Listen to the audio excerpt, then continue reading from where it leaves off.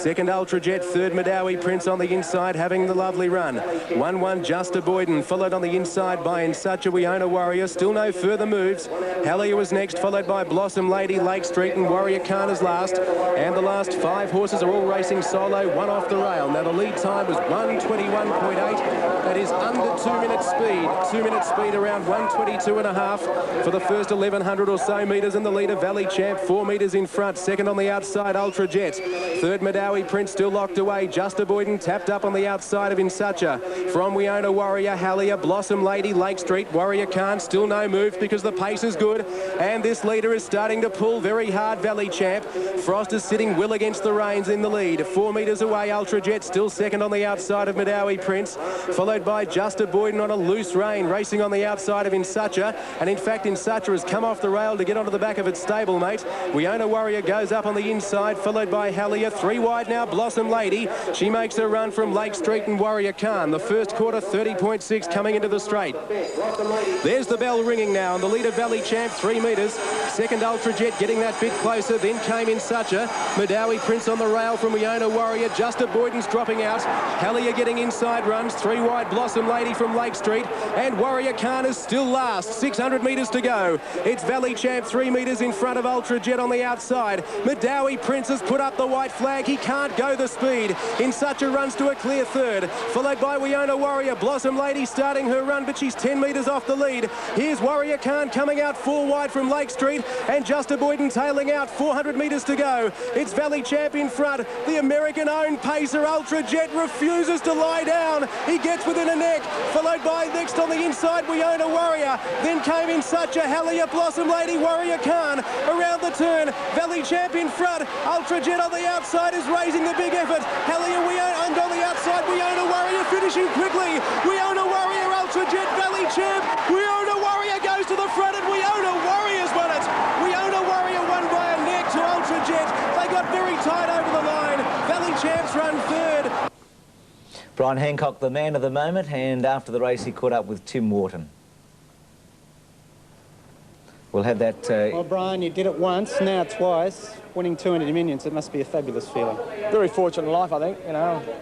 You had people go through life without getting these sort of horses. I've had such, you know, such great horses, you know. It's a pretty emotional night for me, you know. It's Koala King won it here, and I won here with this horse, and Throy won in Adelaide, and I'm a bit spoiled, I think. You came back with such a spurt last week. I mean, you needed to win to get in the final, and then to come back and actually win the final. Did you imagine that you could do it? Oh, not really, but I've been, you know, I've been through a pretty tough school. Dad taught us pretty tough, and I've lived in Wollongong for 20-odd years, and pretty tough. So you sort of, you take the breaks, and, you know, it's...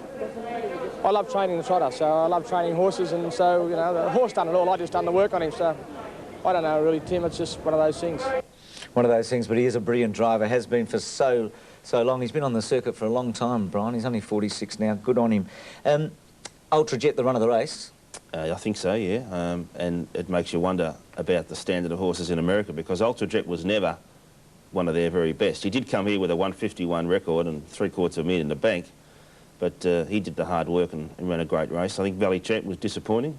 He just pulled a bit, didn't he? Do you think the driver of Ultra Jet would have given up the death seat had Blossom Lady gone early? Oh, yeah, I think he would have. I'm sure he would have, because he took cover in the distance heat on the second night.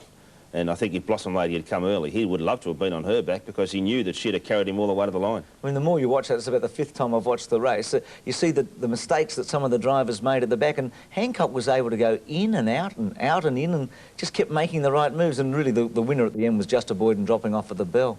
Well, yeah, it was just a simple case of, as we see so often in finals, of the horse that draws the best, gets all the cheap runs, and is driven the best, wins the final, but is not necessarily the best horse in the race.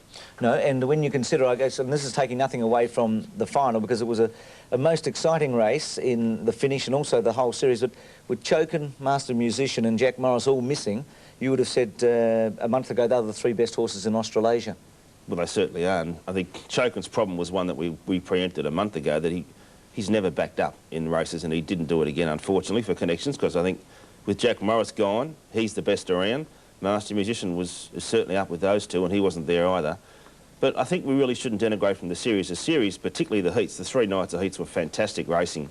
Often the final can be a bit disappointing, but at least the winner was the only only runner who was locally bred by Southern gentlemen, owned, trained and driven locally, so it was probably a fitting result for the last Inter to be held at the old Harold Park.